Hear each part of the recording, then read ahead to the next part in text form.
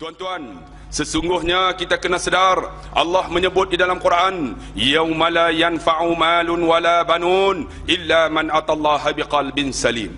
Satu hari tak berguna harta, anak pinak, pangkat, darjat dan keturunan, kecuali hati yang sejahtera, hati yang tak ada sombong untuk bertemu dengan Allah Subhanahu wa taala.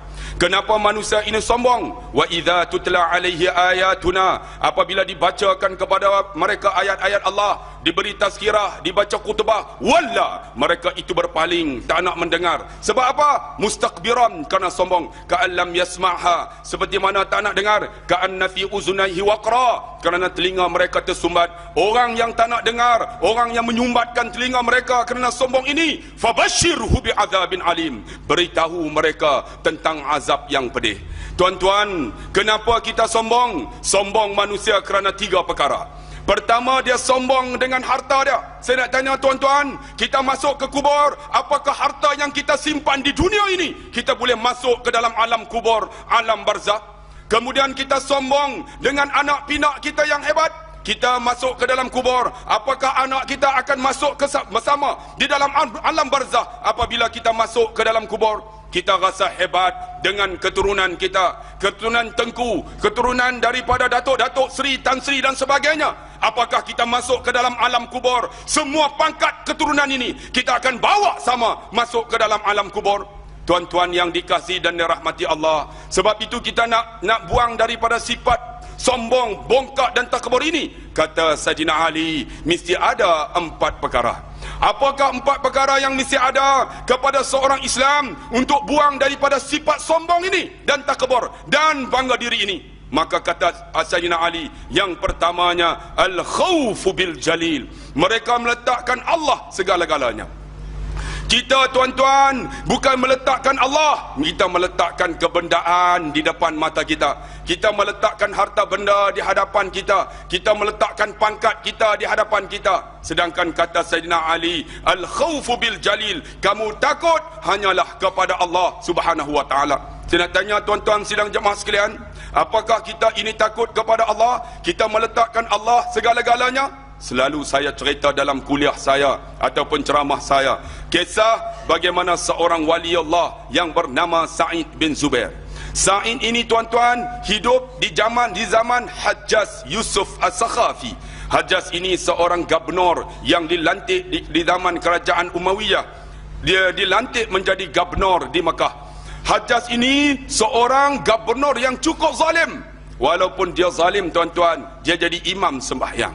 Dia banyak bersedekah. Ketika mana dia duduk dalam istana dia, dia bertanya kepada pengawalnya, man minkum la yakhfini, siapa di kalangan kamu yang tak takut dengan aku? Lalu bangun seorang pengawal yang tak takut dengan kamu, namanya Sa'id bin Zubair. Sa'id ini tuan-tuan seorang wali Allah. Lalu kata Hajjaj, ruhtu ila baitus Sa'id akhbiruhu li'annani an al-qulqiya, bagi tahu kepada dia aku nak jumpa dia. Lalu pengawal pergi rumah Sa'id. Sampai di rumah Sa'id, Sa'id bukan ulama biasa, bukan ustaz biasa, tetapi wali Allah. Bila sampai mereka ketuk pintu, Sa'id menjengahkan kepalanya lalu bertanya, wahai pengawal Hajjaj, kenapa panggil aku? Lalu kata pengawal Hajjaj, Hajjaj ingin bertemu dengan kamu. Sa'id waliullah masuk ke dalam rumah, ambil wudu, kemudian dia pakai baju putih, dia sembahyang 2 rakaat. Habis sembahyang dia keluar, pengawal bertanya, wahai Sa'id, kenapa kamu ambil wudu, pakai baju putih, sembahyang 2 rakaat? Lalu kata Sa'id, hari ini aku ambil wuduku yang terakhir. Aku pakai baju putih menandakan aku akan dikafankan dengan kain putih ini. Aku sembahyang ini sembahyang yang terakhir. Selepas ini aku akan bertemu dengan kekasihku, la ilaha illallah. Cuba tuan-tuan tengok, Sa'id bin Zubair, dia tahu saat kematiannya untuk bertemu dengan Tuhan yang menciptakan dia. Kita tak tahu tuan-tuan bila kita akan mati. Sebab tu ada di kalangan kita sombong tuan-tuan, walaupun masuk dalam rumah Allah. Dia masuk rumah Allah, dia bawa dengan pangkat dia. Pangkat sebagai penjawat awam, pangkat sebagai anggota polis, masuk sebagai seorang bos, manager di sebuah kilang dan sebagainya. Tuan-tuan kena ingat, letakkan pangkat tuan-tuan, jawatan tuan-tuan di luar masjid ini. Sesungguhnya masjid ini untuk orang yang membesarkan Allah Subhanahu wa taala. Sa'id tuan-tuan, seorang waliullah. Akhirnya apabila dia kata macam tu, pengawal bawa dia pergi rumah Hajjaj. Sampai di rumah Hajjaj, Hajjaj dengan sombong ketika dibuka pintu kepada Sa'id. Sa'id masuk, lalu Hajjaj bertanya, "Man anta? Siapa kamu?" Lalu kata Sa'id, "Ana Sa'id ibnu Zubair." Sa'id ni masuk apa? Orang bahagia, anak orang baik-baik. Lalu Hajjaj kata apa? "Laisa anta Sa'id bin Zubair, walakin anta Sakhi bin Kusir." Sakhi itu apa? Orang celaka, anak orang pemalas. Cuba tonton tengok. Hajjaj dia hina bukan ustaz, bukan ulama biasa, tetapi dia hina seorang waliullah tuan-tuan. Dia tak takut akan azab Allah Subhanahu wa taala. Sa'id menjawab, "Sesungguhnya mak aku yang melahirkan aku. Mak aku tahu siapa aku." Hajjaj kata, "Mak kamu celaka sama dengan kamu." Sa'id 76 jawab balik, "Kalaulah kamu mengatakan mak aku celaka, kamu juga dilahirkan oleh seorang ibu. Mak kamu celaka sama dengan mak aku." Tuan-tuan tengok 76 berani tuan-tuan. Kita umur 40, umur 50, anak-anak muda 20 takut untuk meneruskan perjuangan Islam ini. Mana ketakutan kamu untuk dengan Allah Subhanahu wa taala? Lalu Sa'id 76 dia jawab macam tu. Hajjaj lagi bengang. Hajjaj kata, "Celuparnya mulut engkau Sa'id. Wahai pengawal, sediakan kepada dia duit yang banyak, letak depan dia." Tuan-tuan, Sa'id diletak duit. Tuan-tuan tak nak ke? Di Malaysia ini cukup hebat. Tuan-tuan, bangun di Shah Alam, bangun di mana? Johor Baru, bangun di Kuantan, di Georgetown, bangun di Ipoh, bandar-bandar besar bangun. Orang-orang yang hebat kerja mereka, gaji 20,000, 30,000, sanggup menggantung flash mob, mengatakan apa? Kami tidak nak kepada kerajaan yang nak menaikkan harga-harga barang. Gaji mereka 20,000, 30,000, tetapi kita yang duduk di Pematang Pauh gaji 600, sokong kerajaan yang nak naikkan harga barang. Apa punya bodoh manusia ini? Itulah menunjukkan tuan-tuan, orang yang meletakkan kebendaan melebihi segala-galanya. Sedangkan Sa'id dia kata apa? Kalaulah duit ini boleh melepaskan kamu daripada api neraka Allah, kamu ambil lah. Aku pun tak nak. Duit tak nak kan tuan-tuan. 650 dapat mumpeni nak. Tambahlah nak dapat 1,200. Janji 1,200 tapi 650. Janji minyak tak naik, minyak naik. Selepas ini naik, apa lagi pula tuan-tuan? Tol nak naik, elektrik nak naik lagi. Lepas ni apa lagi nak naik tuan-tuan? Tuan-tuan tengok, itulah yang dikatakan kerajaan yang meletakkan rakyat, mengutamakan rakyat daripada segala-galanya. Apa yang kena? Semua kita. Tetapi kita pun macam mana? Kita meletakkan mereka, kita tak letak Allah Subhanahu wa taala sebagai pemberi rezeki kepada kita. Sebab itu bila Sa'id kata macam tu, Hajjaj lagi bengang, "Pengawal, kau sediakan api neraka yang menyala-nyala, kita bakar Sa'id dalam api neraka tersebut."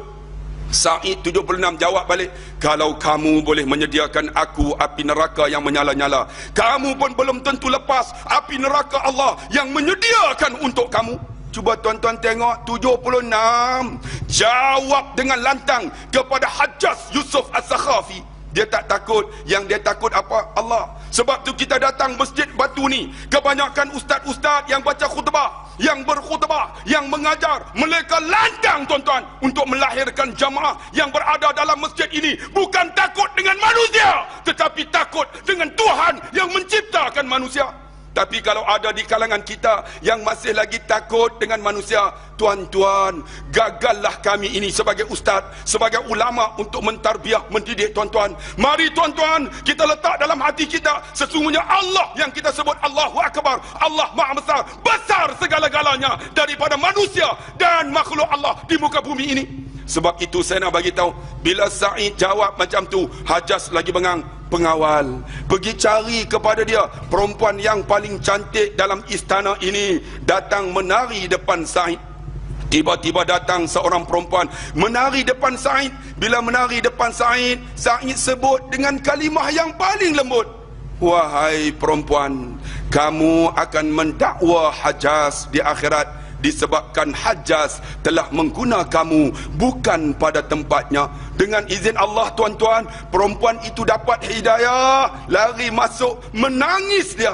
Tetapi Hajjaj dengar, lagi bengang tuan-tuan. Kalaulah tuan-tuan yang ada dalam masjid ini dengar khutbah saya, lagi bengang apa yang saya sebut, tuan-tuan lebih teruk daripada Hajjaj, Gubernur Mekah di zaman Umayyah tuan-tuan. Saya nak bagi tahu, bila kata macam tu, Hajjaj lagi bengang. Hajjaj kata, wahai pengawal, kau pegang Sa'id, pusing muka dia supaya dia tengok aku. Rupanya Sa'id waliullah, dia cakap, dia tak tengok Hajjaj, dia tengok mukanya menadap ke arah khiblat. Lalu pengawal memegang muka Sa'id, memusing muka Sa'id supaya dia tengok Hajjaj. Hajjaj bila dipusing, Hajjaj waliullah, dia baca ayat Quran, lillahil masyriq wal maghrib fa aynama tuwallu fasamma wajhullah. Di timur, di barat, di mana saja kamu hadap wajah kamu, di situ wajah Allah. Tengok waliullah, orang pusing wajahnya, dia sebut ayat Quran. Sebab apa tuan-tuan? Dia meletak dalam hatinya hanya Allah segala-galanya.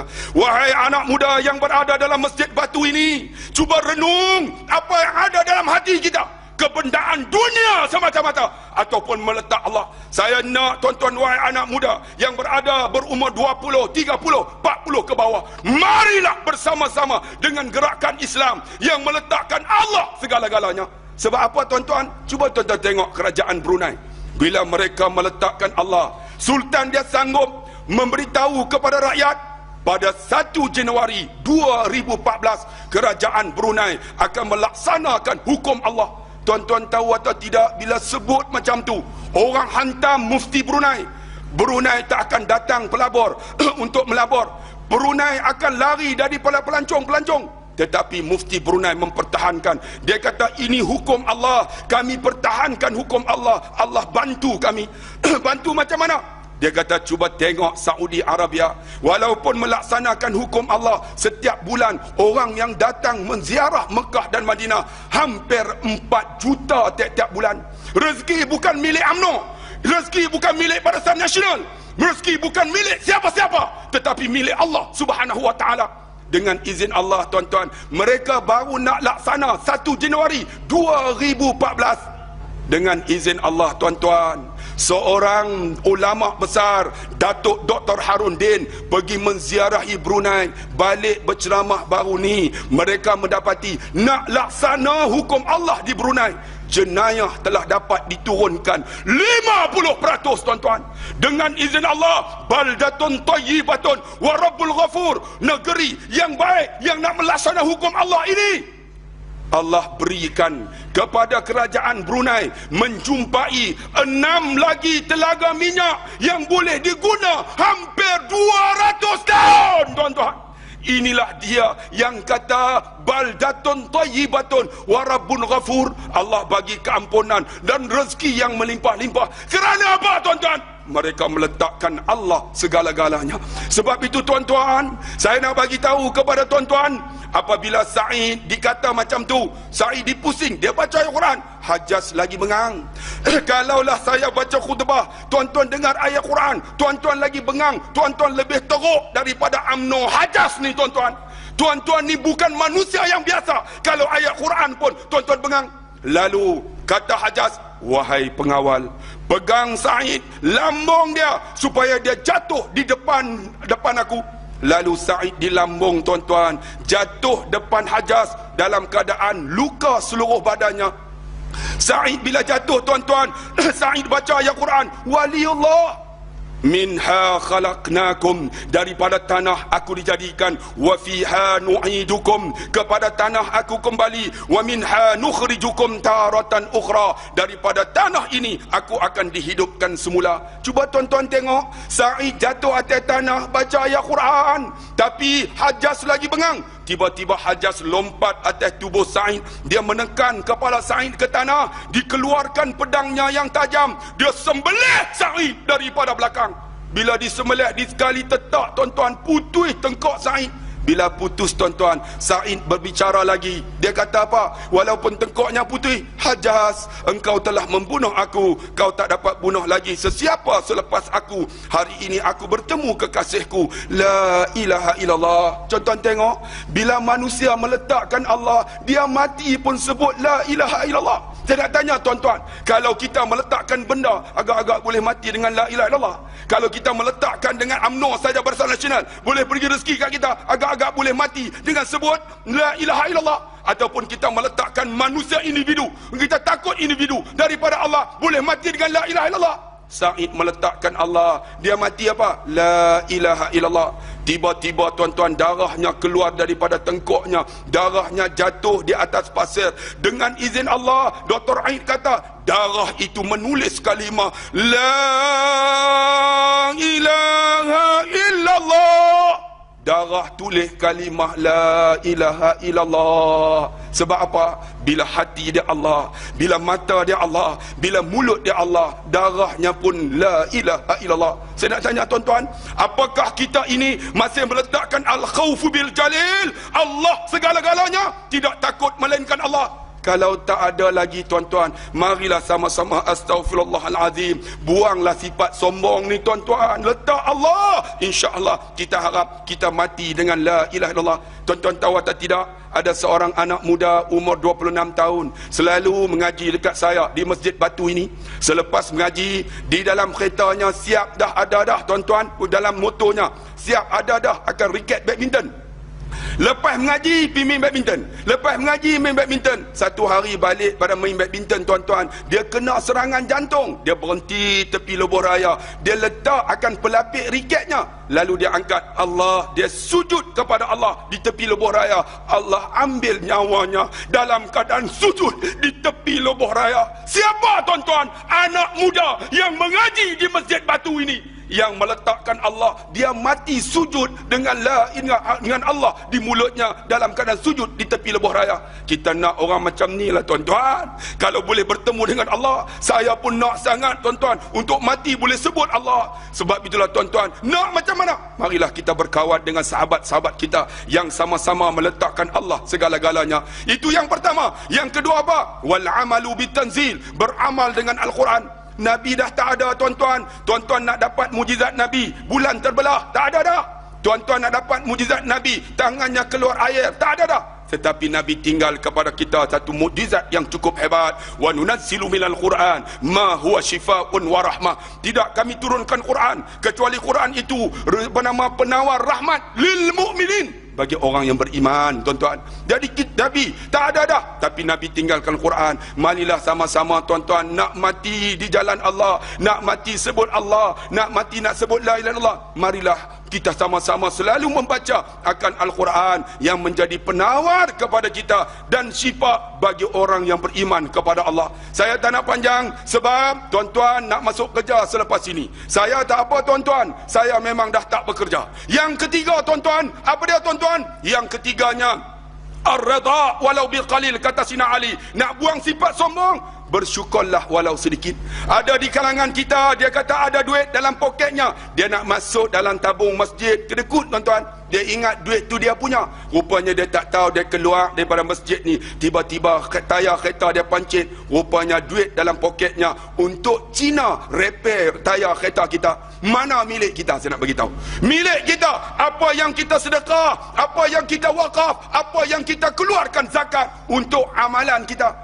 Ada di kalangan kita hisap rokok sekotak sehari sampai 12 ringgit, sebulan hampir 60 ringgit. Tapi datang rumah Allah tuan-tuan, nak masuk dalam tabung masjid, sedangkan itulah milik dia tuan-tuan. Bubuh RM1 tuan-tuan, sedangkan buh minyak tak boleh dah bubuh RM1 tuan-tuan. Sebab 1 liter RM2 sekupang. Tuan-tuan kena bubuh sekurang-kurangnya RM3. Bubuh minyak RM3. Main masjid bubuh not warna biru yang orang tak mau dah tuan-tuan, RM1 tuan-tuan. Apa punya manusia tuan-tuan.